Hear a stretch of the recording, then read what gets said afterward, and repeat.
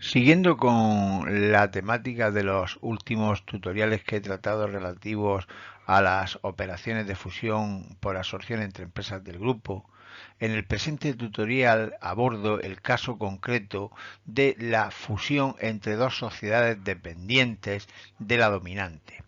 Así supongamos que la sociedad dependiente 1 va a actuar como sociedad adquirente o absorbente de la sociedad dependiente 2, que en este caso sería adquirida o absorbida, de forma tal que tras la operación de fusión, el negocio de la dependiente 2 quedará incluido dentro del seno de la dependiente 1, que juega con el negocio combinado de ambas compañías, que por supuesto siguen siendo controladas por la sociedad dominante. A partir de aquí, la problemática contable que se deriva es triple. Por un lado, hay que ver cuál es la situación contable derivada de la fusión en la sociedad dependiente 1, que es la adquirente, así como la situación de disolución que deberá de practicar la dependiente 2 al ser la sociedad absorbida, y por ende, cuáles son las repercusiones también contables en la sociedad dominante como consecuencia de la extinción de la dependiente 2, cuyo negocio queda integrado en la dependiente 1. Los criterios contables que deben aplicarse para el registro de las operaciones de fusión por absorción entre sociedades dependientes o sociedades hermanas son los siguientes. En lo que se refiere a la valoración del negocio de la sociedad adquirida, el mismo deberá de registrarse de acuerdo con los valores existentes en cuentas anuales consolidadas, debiendo considerarse a tal efecto el grupo o subgrupo mayor en el que la sociedad dominante sea una sociedad de nacionalidad española. Las diferencias que pudieran surgir se deberán de contabilizar en reserva. En el supuesto caso de que las cuentas anuales consolidadas no se formulen, los valores a considerar respecto de la sociedad adquirida serán los que existan en sus cuentas anuales individuales. Finalmente, la fecha de efectos contables será con carácter general la de inicio del ejercicio en el que se aprueba la fusión, salvo que alguna de las compañías se haya incorporado al grupo precisamente en el ejercicio en el que se ha aprobado la fusión, en cuyo caso la fecha de efectos contables será precisamente la fecha de la compra de la referida compañía. Teniendo en cuenta que, como se ha comentado al inicio del vídeo, la operación de fusión por absorción entre dos sociedades dependientes o hermanas tiene una incidencia en el patrimonio de la sociedad dominante, procede determinar cuál sería el resultado de tal operación tras la realización de la misma, a cuyos efectos se utiliza el mismo planteamiento propuesto en videotutoriales anteriores, del que se desprende, según la ecuación 4, que el resultado final de la operación será igual a la diferencia entre los patrimonios contables en la fecha de fusión y adquisición menos la amortización acumulada del fondo de comercio. El ejemplo 14 está referido al grupo empresarial formado por las mercantiles Altosa, Tamusa y Zarosa, el cual se constituyó al inicio del ejercicio 2002X-1 y en el que la sociedad Altosa es la dominante, que tiene adquirido la totalidad del capital de las compañías Tamusa y Zarosa por la cantidad de 1.000 y 700 unidades monetarias respectivamente. Con fecha 31 de diciembre de 2002X, las compañías Tamusa y Zarosa deciden llevar a cabo una operación de fusión por absorción en la que Tamusa absorbe el negocio de Zarosa, a cuyos efectos Zarosa presenta la situación contable en la fecha de adquisición y de fusión que se muestra en la diapositiva, con un resultado en la fecha de fusión de 120 unidades monetarias cuyo desglose es igual a unos ingresos de 250 y a unos gastos de 130 unidades monetarias. En cuanto a la otra sociedad dependiente, es decir, la sociedad Tamusa, que en este caso actúa como sociedad absorbente, en esta diapositiva se muestra su situación tanto en la fecha de formación del grupo empresarial como en la fecha de fusión, observándose en esta última un resultado del ejercicio de 150 unidades monetarias cuyo desglose en términos de ingresos y gastos se encuentra detallado a pie de balance. A partir de toda la información descrita, el supuesto solicita la solución de los siguientes 5 apartados. El apartado A, características de la operación de fusión. Los apartados B y C, contabilidad de la operación de fusión, en los libros de la adquirida Zarosa y en los de la adquirente Tamusa. A continuación, mostrar el balance de Tamusa tras la operación de fusión. Y finalmente, el último apartado, registro contable de la operación de fusión en los libros de la dominante Altosa. En los casos B, C y E, se prescinde por simplicidad del efecto fiscal. Se inicia la solución del ejemplo 14 analizando las características de la fusión cuya contabilidad se debe de practicar posteriormente. En este caso tenemos, como se ha comentado, una fusión entre dos sociedades hermanas o dependientes en las que en este supuesto Tamusa actúa como adquirente absorbente y Zarosa como adquirida absorbida.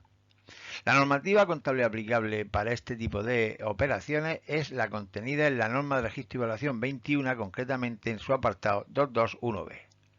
La valoración del patrimonio de la adquirida o absorbida será la equivalente a su valoración en las cuentas anuales consolidadas del grupo, mientras que el valor del patrimonio de la sociedad que actúa como adquirente absorbente no se verá afectado por la operación de fusión. Finalmente, la fecha de efectos contables se supone que será la del inicio del ejercicio 2002X. El apartado B requiere la contabilidad de la operación de fusión por absorción en los libros de la sociedad adquirida o absorbida Zarosa. Como es obvio, esta compañía tendrá que disolverse y en ese sentido el primer apunte recoge la situación de reapertura de la contabilidad, mientras que en el siguiente asiento se procede al traspaso de su patrimonio a la sociedad adquirente Tamusa, a cuyos efectos se utiliza la cuenta de socios cuenta de fusión por el valor del patrimonio neto contable de 820 unidades monetarias. Finalmente, el asiento tercero recoge el cierre de la contabilidad de la dependiente Zarosa, a cuyos efectos se procede a cancelar la cuenta de activos de socios cuenta de fusión anteriormente comentada contra las cuentas de patrimonio neto. En esta diapositiva se inicia el apartado C relativo a la contabilidad de la operación de fusión por absorción en los libros de la sociedad adquirente absorbente Tamusa, si bien con carácter previo voy a realizar una serie de cálculos a tener presente cuando llegue el momento de realizar la contabilidad propiamente dicha. En este sentido, lo primero que tenemos que calcular es cuál es el valor razonable del patrimonio de la sociedad adquirida Zarosa, que de acuerdo a los datos del enunciado, asciende a la cifra de 530 unidades monetarias.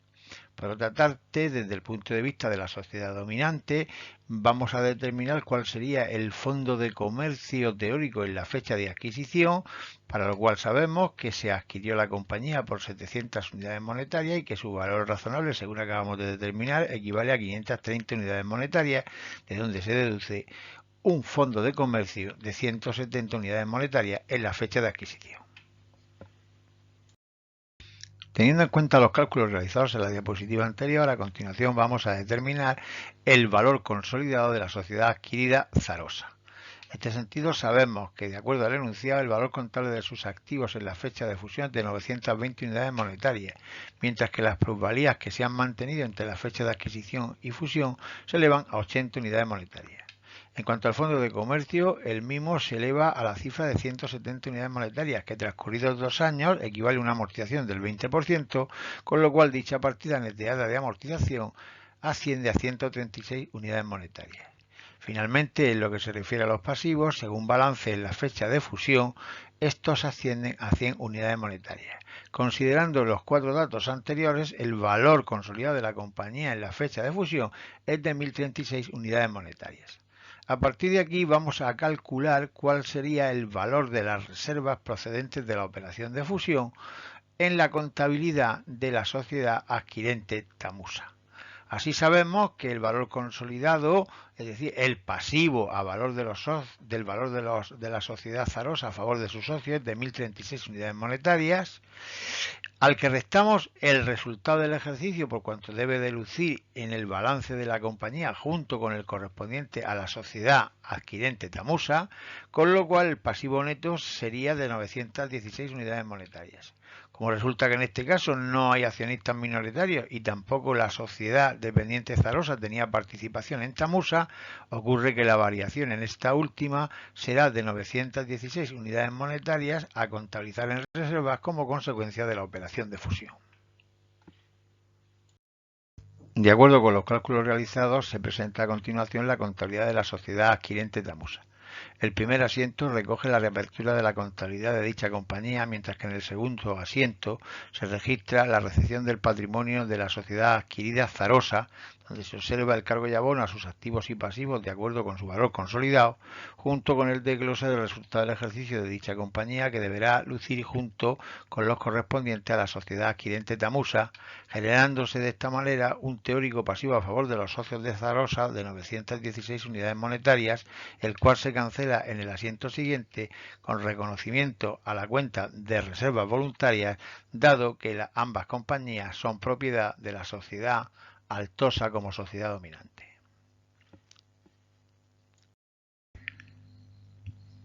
De acuerdo a la contabilidad practicada en el apartado anterior, se muestra a continuación el balance que presentará la sociedad adquirente Tamusa tras la operación de fusión, donde se observa lo siguiente. En primer lugar aparecen lógicamente sus activos y pasivos, junto con los activos y pasivos a valor consolidado de la sociedad adquirida Zarosa.